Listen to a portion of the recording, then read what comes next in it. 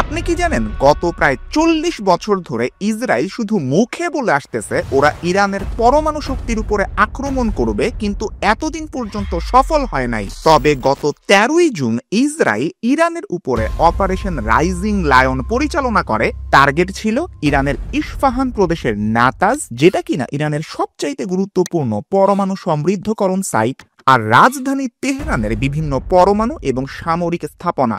এর রিপ্লাইয়ে ইরান পরিচালনা করে অপারেশন ট্রু প্রমিস 3। পাল্টা প্রতিশোধে প্রায় 150 থেকে 200টা ব্যালাস্টিক ক্ষেপণাস্ত্র এবং ড্রোন আক্রমণ হয়, আর সেইগুলো আঘাত হানে ইসরায়েলের বিভিন্ন শহর যেমন তেল আবিব, জেরুজালেম আর রিশন লেজিয়ন। যেই খবর ইন্টারন্যাশনাল মিডিয়ায় প্রকাশ পাইছে, ইসরায়েলের অন্তত 3 জন নাগরিক নিহত হয়েছে আর কয়েক ডজন আহত হয়েছে। দেখেন, এই ভিডিওতে দুই পক্ষের আক্রমণের পাল্টাপাল্টি পরিসংখ্যান আপনাদেরকে আমি দেখাইতে বসি নাই। অলরেডি আপনারা বিভিন্ন নিউজ চ্যানেলের ভিডিওতে এই আপডেট পাইছেন। আমি যাব এই সংঘাতের আরো গভীরে। ইসরায়েলের এই হামলার আসল কারণ কি শুধুমাত্র ইরানের পরমাণু শক্তি ধ্বংস করা ছিল, নাকি ইরানের ভিতরের অনেক বিশ্বাসঘাতকের সহায়তায় পুরো ইরানের সরকার আর শাসন ব্যবস্থা চেঞ্জ করতে চাইতেছে ইসরায়েল? উল্টা দিকে ইরান কিভাবে বিশ্বের তেলের বাজারে আঘাত করে এর পাল্টা আক্রমণ করতে পারে? আর কেন নেতানিয়াহু ইরানের পরমাণু স্থাপনায় এখনই মানে এই 2025 সালেই আক্রমণটা করলো? এতদিন পর্যন্ত কেন সে এটা করতে পারে নাই? এই সবগুলো ব্যাপার নিয়ে আজকের ভিডিওতে আলোচনা করার চেষ্টা করা হবে। তো চলুন শুরু করা যাক। দেখেন, নেতানিয়াহু সর্বপ্রথম কোনো ইসরায়েলি নেতা না যে কিনা অন্য একটা দেশের পরমাণু স্থাপনায় আক্রমণ চালাইছে। এর আগে ইসরায়েলের মেনাচেম বেগিন 1981 সালে ইরাকের পরমাণু রিঅ্যাক্টরের মধ্যে এয়ার স্ট্রাইক চালাইছিল। এখন ইরানের যে নিউক্লিয়ার প্রোগ্রাম আছে, এইখানে নেতানিয়াহু অনেকবার চেষ্টা করছে আক্রমণ চালাইতে। স্পেশালি 2009 থেকে 2013 সালের মধ্যে ও অনেকবার চেষ্টা করছিল, কিন্তু ও পারে নাই 4টা কারণে। নাম্বার 1, ওর যে টপ জেনারেল আর ইন্টেলিজেন্স বা গোয়েন্দা সংস্থার প্রধানরা ছিল, ওরা এরকম একটা সরাসরি লড়াইয়ে জড়াইতে ইরানের সাথে ওর বিরোধিতা করছিল। নাম্বার 2, ওর ক্যাবিনেটের বিভিন্ন মিনিস্টার যেমন বেনি বেগিন, ডেন মেরিডোর, এলি ইশাই, ওরা সহ আরো অনেক মিলিটারি লিডার এই ধরনের আক্রমণের বিরোধিতা করছিল। 3 নাম্বার কারণ, এই ইসরায়েলের সাথেই আছে লেবানন, যেখানেই আছে হিজবুল্লাহ, যাদেরকে ইরানি অনেকদিন ধরে সহায়তা করে আসতেছে এবং যাদের কাছে ইসরায়েলি বিভিন্ন শহর আক্রমণ করার জন্য যথেষ্ট মিসাইল আছে। যদি ইসরায়েল ইরানের উপর আক্রমণ করে, এই হিজবুল্লাহ ইসরায়েলের উপরে খুব সরাসরি ভাবে আক্রমণ করতে পারবে, এই ভয় ইসরায়েলের মধ্যে ছিল। আর 4 নাম্বার কারণ, ওরা তৎকালীন ইউএস প্রেসিডেন্ট বারাক ওবামাকে চেতাইতে চায় নাই নতুন করে একটা সংঘাত শুরু করার মাধ্যমে। এখন তাইলে ওই সময়ের প্রেক্ষাপট থেকে বর্তমানে প্রেক্ষাপটটা কিভাবে চেঞ্জ হয়েছে, এইটা 4টা পয়েন্টে ব্যাখ্যা করি। নাম্বার 1, নেতানিয়াহুর বর্তমান ক্যাবিনেট তীব্রভাবে ডানপন্থী, যারা কিনা ইরানের সাথে যে কোনো ধরনের লড়াইকে সাপোর্ট করে খুব ভালোভাবে। এমনকি নেতানিয়াহু নিজেও যতটা সাপোর্ট করে তার চেয়েও বেশি ওর ক্যাবিনেট করে। 2 নাম্বার কারণ, বিভিন্ন সামরিক নেতারা আগের টাইমে কি হয়েছিল, বাধা দিছিল, নেতানিয়াহু বলছিল আপনি এখন লড়াইয়ে জড়ায়েন না। কিন্তু এখনকার যে সামরিক নেতা, মনে করেন ইসরায়েল ডিফেন্স ফোর্স বা আইডিএফ এর নেতা ইয়াল জামির আর মোসাদের পরিচালক দাদি বার্নিয়া, ওদেরকে নেতানিয়াহু নিজ হাতে করে বসাইছেন। ওরা তো আর নেতানিয়াহুর কোনো ডিসিশনের বিরোধিতা করবেই না, বরং যে কোনো ধরনের সামরিক পদক্ষেপকে ওরা সাপোর্ট করে। 3 নাম্বার কারণ, যেটা খুবই বড়, গেল সেপ্টেম্বরে হিজবুল্লাহর সাথে ইসরায়েলের বেশ ভালো রকমের সংঘাত হয়, যেখানে হিজবুল্লাহর অনেক প্রধান নেতাকে ইসরায়েল দুনিয়া থেকে সরাই দিতে সক্ষম হয় এন্ড তাদের অনেক মিসাইলকেও ধ্বংস করতে সক্ষম হয়। এই কারণে 2009 থেকে 13 সালে হিজবুল্লাহর কাছ থেকে ইসরায়েল যেরকম থ্রেট বা হুমকি পাইতেছিল, এখন এই মুহূর্তে সেই হুমকিটা নাই। এই কারণে ইসরায়েলের সাহসও বাইরে গেছে। আর 4 নাম্বার কারণ, এখনো যুক্তরাষ্ট্রের প্রেসিডেন্ট ডোনাল্ড ট্রাম্প হওয়ায় পুরা পলিটিক্যাল ইকুয়েশনটাই চেঞ্জ হয়ে গেছে। বুঝা গেলেন এতদিন পর্যন্ত ইসরায়েল কেন আক্রমণ করে নাই, এখনই ইরানের নিউক্লিয়ার প্রোগ্রামের উপরে কেন ওরা আক্রমণ করলো। এর আগে তো বলছিলাম 1981 সালে ইসরায়েলের মেনাচিম বেগিন ইরাকের পরমাণু প্রোগ্রামের উপর আক্রমণ চালাইছিলেন। 2007 সালে এমনই একটা কাজ সিরিয়ার উপরে করছিলেন ইসরায়েলের এহুদ ওলমার্ট। কিন্তু ইরানের উপরে এই আক্রমণটা টোটালি ডিফারেন্ট। ইরানের যে নিউক্লিয়ার প্রোগ্রাম, এটা অন্যান্য দেশের চেয়ে অনেক অ্যাডভান্সড, অনেক বড়, লার্জ আকারে হইতেছে। ওদের মূল নিউক্লিয়ার প্ল্যান্টের অনেকগুলাই যায় অনেকটাই আন্ডারগ্রাউন্ডে, মাটির নিচে, যেগুলাকে মাটির নিচে যায় পুরোপুরিভাবে ধ্বংস করা অনেক ক্ষেত্রেই ইসরায়েলের সামর্থ্যের বাইরে। এই ফিগারটা দেখলেই আপনারা বুঝবেন গ্রাউন্ড লেভেলের কতটা নিচে ইরানের পারমাণবিক স্থাপনাগুলো আছে। যেমন ফোর্ডো কিংবা নাতাজের কাছে যে নতুন ফ্যাসিলিটিটা হইতেছে, এইগুলা কিন্তু ইসরায়েলের আক্রমণের সক্ষমতার অনেক নিচে বানানো হয়েছে। তারপরেও ইরাক আর সিরিয়ার মধ্যে ইসরায়েল যখন আগে আক্রমণ করছিল, ওদের মূল টার্গেট ছিল আচ্ছা আমি রিঅ্যাক্টরটাকে ধ্বংস করব, এর চেয়ে বেশি কিছু আমার টার্গেটে নাই। কিন্তু এইবার ইরানে ওরা যেটা করছে, শুধু পারমাণবিক সাইটগুলাই ওদের মূল লক্ষ্য ছিল না, ওরা ইরানের সিনিয়র অনেক কমান্ডারকে শেষ করে দিছে, ওদের অনেক কমান্ড সেন্টার ধ্বংস করছে, মিসাইল লঞ্চার অনেকগুলা ধ্বংস করছে, অ্যান্ড ইরানের পুরা সরকার ব্যবস্থা ওলট পালট করার চিন্তা করতেছে।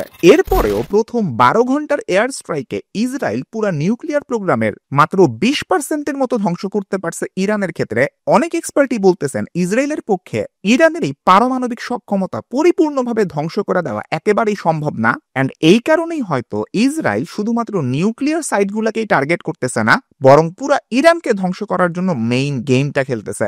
এখন আপনাদের একটা মনে প্রশ্ন থাকতে পারে, ইরান তো সামরিকভাবে জবাব দিবেই, এইটা ছাড়াও তেলের বাজারের মাধ্যমে ইরান একটা জবাব দিতে পারে। ইসরায়েল ইরান যে জায়গাটার মধ্যে অবস্থিত গালফ রিজিয়ন বলতেছি, পৃথিবীর 1/3 তেল এইখান থেকে আসে। আর 13ই জুন যখন এই লড়াই বা সংঘাতটা শুরু হয়েছে, ব্রেন্ট ক্রুড অয়েল, যেটা কিনা গ্লোবাল একটা বেঞ্চমার্ক তেলের দামের জন্য, এইটা 8%-এর মতন বাইরে $74 পার ব্যারেল হয়েছে। এই যে হঠাৎ স্পাইকটা দেখতেছেন নিচের থেকে উপরে, এইটাই হইল এই ইসরায়েল বনাম ইরানের সংঘাতের একটা ইমিডিয়েট ফলাফল। ইসরায়েল যদি আরো এগ্রেসিভ কাজ করতে থাকে, খুব বড় ধরনের সুযোগ আছে ইরানও অনেক এক্সট্রিম কিছু পদক্ষেপ নিবে। যেমন ইরান হরমুজ প্রণালী বন্ধ করে দেওয়ার চেষ্টা করতে পারে। এই হরমুজ প্রণালী হইতেছে পারস্য উপসাগর আর ভারতীয় মহাসাগরের মধ্যে একটা খুব চিকন পানির রাস্তা, কিন্তু এই রাস্তাটাই পুরা ওয়ার্ল্ডের জন্য খুবই গুরুত্বপূর্ণ, কারণ পুরা বিশ্বের 30% সি-বর্ন অয়েল বা তেলের ট্রান্সপোর্ট এই জায়গাটা দেওয়া হয়, আর পুরা ওয়ার্ল্ডের 20% প্রাকৃতিক গ্যাস এই রাস্তা দিয়ে পাস করে। এমনকি যখন 80-র দশকে ইরান আর ইরাকের মধ্যে ট্যাঙ্কার ওয়ার হয়েছিল, ইরান ইরাক একজন আরেকজনের অনেক অয়েল ট্যাঙ্কারকে বম্বিং করে উড়ায় ফেলছিল, তখনও এই রাস্তাটা দিয়ে শিপিং খুব বেশি সময়ের জন্য বন্ধ থাকে নাই, এন্ড অল্প একটু উপরে যাওয়ার পরে তেলের দাম আবার জায়গা মতন ফেরত আসছিল। ইরান যদি এই হরমুজ প্রণালী পুরোপুরিভাবে বন্ধ করতে চায়, এতে তাইলে ইরানের নিজেদেরও অনেক বড় একটা ক্ষতি হবে, কারণ এই প্রণালী দিয়ে ওরা ওদের নিজেদেরও তেল গ্যাস এইগুলা রপ্তানি করে। আবার এইটা বন্ধ করলে ইউএসএ এবং চায়নার মতন দেশ এইখানে এসে হস্তক্ষেপ করতে পারে, কারণ এই প্রণালী বন্ধ করলে ইউএসএ তে তেলের দাম যেমন বাড়বে, চায়নাও কিন্তু এই গালফ রিজিয়ন থেকে প্রচুর পরিমাণে তেল আমদানি করে ওদের নিজেদের দেশে। এই কারণে ইরান এর আগে অনেকবার এই প্রণালী বন্ধ করার জন্য জোর দিছিল, কিন্তু অ্যাকচুয়ালি এটা বন্ধ ওরা কখনো করে নাই, মানে পুরোপুরিভাবে বন্ধ করে নাই। এখন ইসরায়েল কিন্তু অলরেডি ইরানের জ্বালানি ক্ষেত্র, মনে করেন তেল যে এখান থেকে উঠায়, অয়েল ফিল্ড কিংবা এক্সপোর্ট ফ্যাসিলিটিগুলা,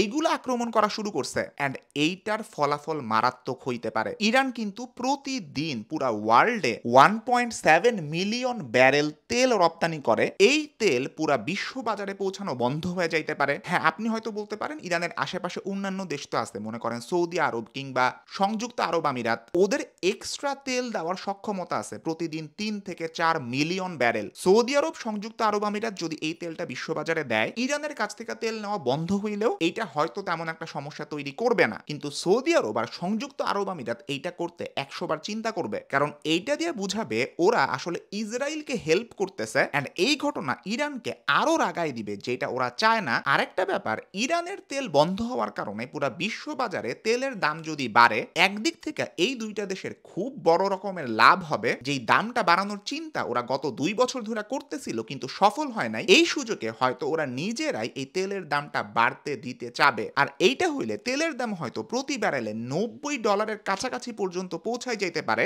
যতক্ষণ না ওপেকের অন্যান্য দেশ তেলের সাপ্লাই বাড়ানো শুরু করে। এতক্ষণে বুঝলেন তেলের মাধ্যমে ইরান কিভাবে একটা পাল্টা আক্রমণ করতে পারে। এখন বলি, ইসরায়েল যে পুরোপুরি রেজিম চেঞ্জ করার কথা বলতেছে, ইরানের সরকার পরিবর্তন করে ফেলার কথা বলতেছে, এইটার আরো ডিটেইলড আলোচনাটা কি? আন্তর্জাতিক অনেক এক্সপার্টই বলতেছেন নেতানিয়াহু এইখানে আসলে একটা বিরাট গ্যাম্বল বা জুয়া খেলছেন। উনি আশা করতেছেন এই যে ইরানের পুরো অবস্থাটা আমি খারাপ করে দিলাম একটা লড়াইয়ের মাধ্যমে, এত এত হামলা করার মাধ্যমে, এতে করে ওদের সরকার পতন হয়ে যাবে, এন্ড নতুন একটা সরকার আসবে যেটা ইসরায়েলের কথা মতন হয়তো উঠবে বসবে। অ্যান্ড এইরকম বিকল্প নেতাদেরকে ইসরায়েল কিন্তু প্রস্তুত করতেছে, যেমন ইরানের সাবেক ক্রাউন প্রিন্স রেজা পাহলভি, যিনি কিনা ইরানের সাবেক শাহর ছেলে, যাকে 1979 সালের ইসলামী বিপ্লবের মাধ্যমে উৎখাত করা হয়। এই লোক কিন্তু নির্বাসনে থাকেন, কিন্তু তারপরেও ইরানে নিজের ক্ষমতা পুনঃপ্রতিষ্ঠিত করার জন্য বিদেশি অনেক খেলোয়াড়ের সাথে উনি যোগসাজশ রাখেন। এমনকি সাম্প্রতিক কয়েকটা বছরে উনি ইসরায়েলে ভিজিট পর্যন্ত করছেন। এই লোক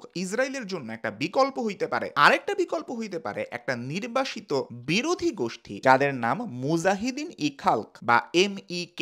যখন ইরানে বিপ্লব হইল তখন এই MEK ইরাকে চলে গেছিল, আর 80-র দশকে সাদ্দাম হোসেনকে হেল্প করছিল ইরানের বিরুদ্ধে লড়াই করার জন্য, এবং যেই কারণে ইরানের অনেক মানুষের কাছে ওরা প্রচন্ড অজনপ্রিয়। তবে এই গ্রুপটা খুবই অ্যাক্টিভ, আর ওদের আমেরিকান অনেক বন্ধু আছে, যাদের মধ্যে অনেকে ডোনাল্ড ট্রাম্পের ক্যাম্পের খুব কাছে। তবে ট্রাম্পের প্রথম টার্মের তুলনায় এখন ওদের প্রভাব প্রতিপত্তি একটু কম, কারণ ওই সময় MEK এর অনেক অনুষ্ঠান বা আয়োজনের মধ্যে অনেক সিনিয়র US অফিসিয়ালরা যাইতেন, যাদের মধ্যে আছেন মাইক পম্পেও, জন বোল্টন এবং রুডি গিউলিয়ানি। ওরা MEK এর অনুষ্ঠানগুলোতে যাইতেন এন্ড তাদের সপক্ষে বক্তৃতাও দিতেন। যাই হোক, বুঝা গেলেন ইসরায়েল যে শুধুমাত্র ইরানের নিউক্লিয়ার প্রোগ্রামকে টার্গেট করতেছে এমন না, ওদের প্ল্যানটা আরো দীর্ঘমেয়াদী। ইরানের পুরো সরকার চেঞ্জ করে ফেলার ওরা চিন্তা ভাবনা করতেছে। নিউক্লিয়ার প্রোগ্রামে অ্যাটাক করা হোক কিংবা ইরানের বিভিন্ন জ্বালানি ক্ষেত্রতে সরাসরি আক্রমণ করা হোক, ওরা টার্গেট করতেছে এই সরকারের যাতে পতন হয় এন্ড ওরা নিজেদের একটা পুতুল সরকার ইরানে বসাইতে পারে। আজকের ভিডিও এই পর্যন্তই। যদিও অলরেডি আপনারা জানছেন ইরান এবং ইরাক পাল্টাপাল্টি আক্রমণে কে কার কতটুকু ক্ষতি করছে,